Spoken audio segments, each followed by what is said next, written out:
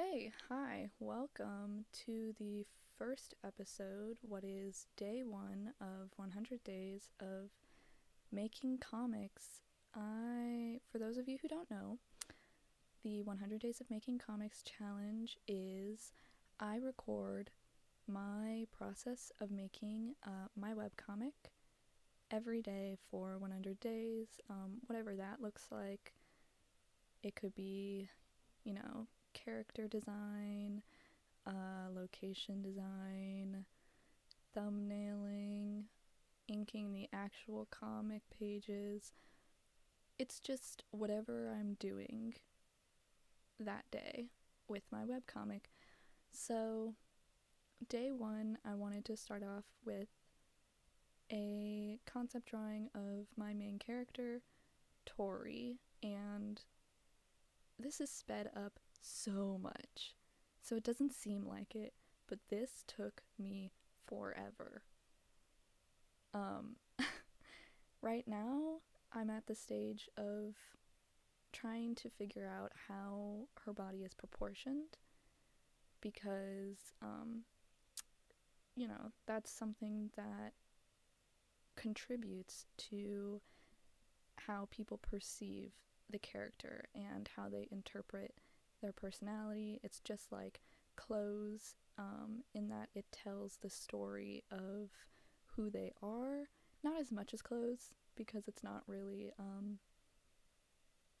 voluntary like clothes are, but if they have muscles, then that usually means that they're active and stuff like that. So Tori is the main character of my webcomic. It's a, what is it, urban fantasy is what it's called. And so she is an exorcist slash medium. She deals with malicious and not so malicious ghosts. Oh my god, I could not say that.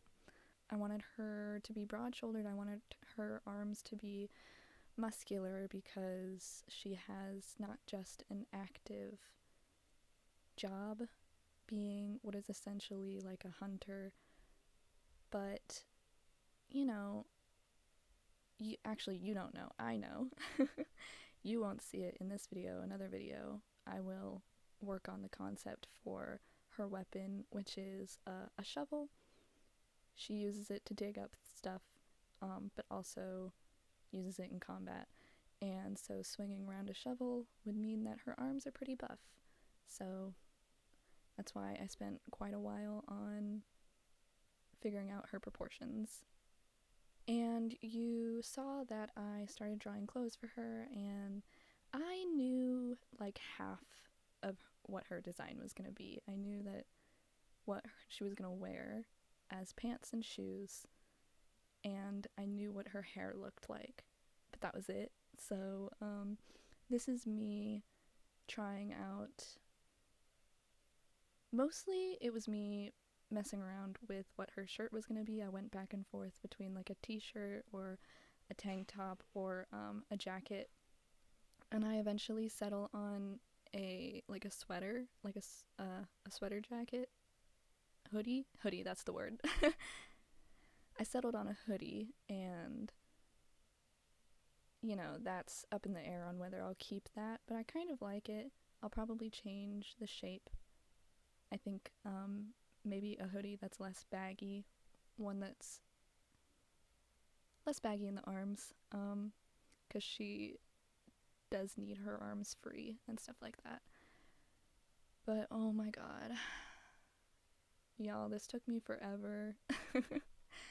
And I think I'll be saying that a lot in these voiceovers because my 100 Days of Making Comics videos are going to be less, what's the word, less tutorial and more just process. Because I am not going to pretend that I'm so good at art that I don't struggle. I think no matter what, and no matter how good at art you are, you struggle in a lot of things, because that's just what improving at art means, is that you struggle and then you figure it out and then you're better. So I'm not gonna pretend that I know most things about webcomic making because this is my first webcomic. But I do know a lot about, drawing in general because I am a painter and stuff. And so I can give like advice here and there, but I don't think I want to be making like video essays on, how to be a good webcomic maker. So, if you're watching my videos, you can learn things like what not to do by just not doing what I do, because I'm definitely going to say, oh, I wish I didn't do that a lot. Because even in this video, later on, I have a lot of struggle with the face, and there was one moment in this process where I'm looking back and I think, man, I wish I did not do that, because that caused all the problems that I had to fix later on. And while I was drawing this, I didn't know that there was an easy solution. I just couldn't figure out why her face suddenly wasn't working anymore and why her proportions looked weird all of a sudden. And it was because I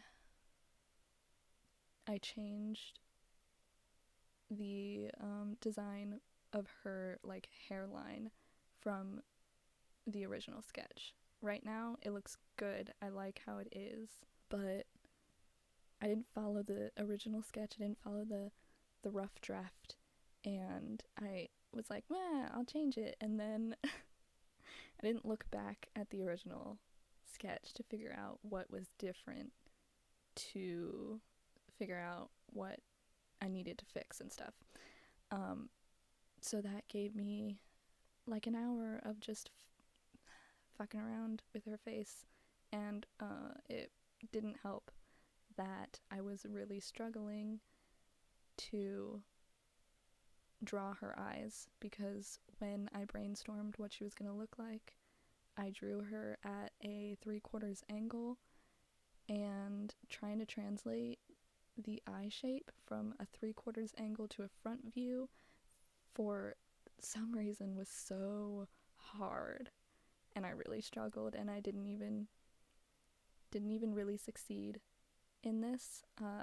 Later on the same night at 12 in the morning, I was fed up with it, and I couldn't stop thinking about it, and so I went back to my desk and I drew her a million times at the front view until I finally got her eye shape that I wanted. But it was mostly because I just wasn't looking at eye reference. I wanted the front view eye shape to look like the side view eye shape, and I wanted it to look like the same eye.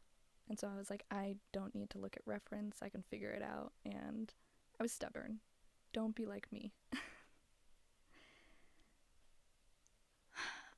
What else is there? So when I was conceptualizing Tori, the first drawing I ever did, the shape language that I thought she was going to have was a triangle. And shape language is just the symbolism we attach to certain shapes. The big ones are circle, square, triangle, meaning softness, roundness, or stability, rigidness, or agility, roughness. And that's very general. It goes more in depth when you combine two or more of those three shapes to make octagons and trapezoids and stuff.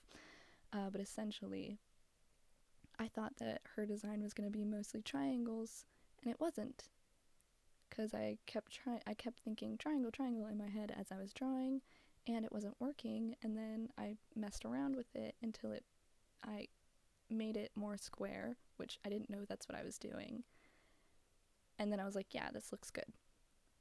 And it was only later when I realized that a lot of her design is squares and rectangles. There are pointy edges with like a lot of triangles here and there, but it's predominantly squares. And in retrospect, that makes so much more sense with her characterization, because she is like a little broody, but she's big and tall, kind of intimidating, and she's like a solid presence, I guess. And so having her be more square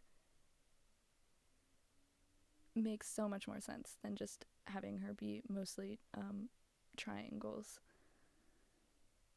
So that's what I learned today. What did you learn today? Hopefully you learned how to not draw a face, because right now this is where I'm struggling. Like I said, I changed her hairline and that messed with everything, and then I had to like resize her head and move it around, and it wasn't fun. Eventually though, I did give up on trying to draw her face. I was like, this is about where her eyes and eyebrows and nose are gonna be. And it isn't until like the very end of the video where I tried once again to, tackle her face, and I just settled on something that worked. But I wanted to like move on, and I moved on to figuring out like the value scales. What is it called? I guess that's what it's called. I don't know, that doesn't really feel right. There's another word for it probably, but like her values, the darkest darks and the lightest lights and stuff. I didn't know. I'm leaning towards making the comic in a limited color palette. And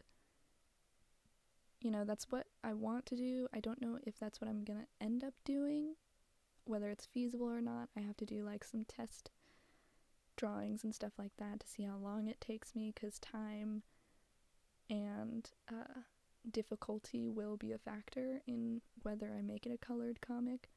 But as you can see, I put up a tentative color palette that I made for her. The colors are probably going to change, but that's like generally the color scheme of the character. And I tried coloring it after I did the values, and I mess around with the filters and stuff like that. But the thing is that I went into this telling myself I wasn't going to color it. I said, don't color it. The most you're gonna do is put in the value scale, and that's it. You're not gonna color it. It's gonna take too long already to just draw her. You're not gonna have the energy to color, so don't do it. And I ignored myself and I tried to do it anyways, and then I was tired because it took me hours to finalize this sketch, and I gave up and went back to her face, which again kind of gave up on.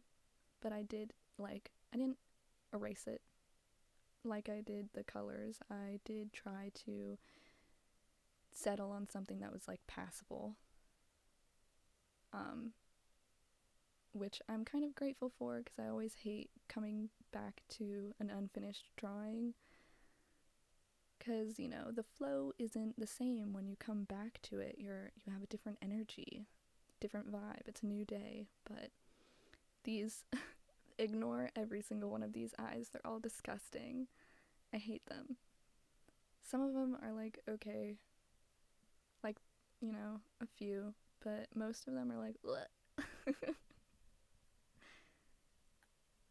and you can see that I'm like, okay, that eye's like okay, that eye's alright. I'll copy it, flip it, put it in position, I hate her lips, hate her nose, you know?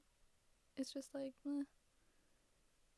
This is me changing her jaw again because I couldn't figure out what looked weird about the picture.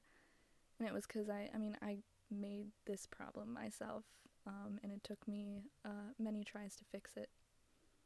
Because I knew I wanted her to have a strong jaw, not a rounded jaw.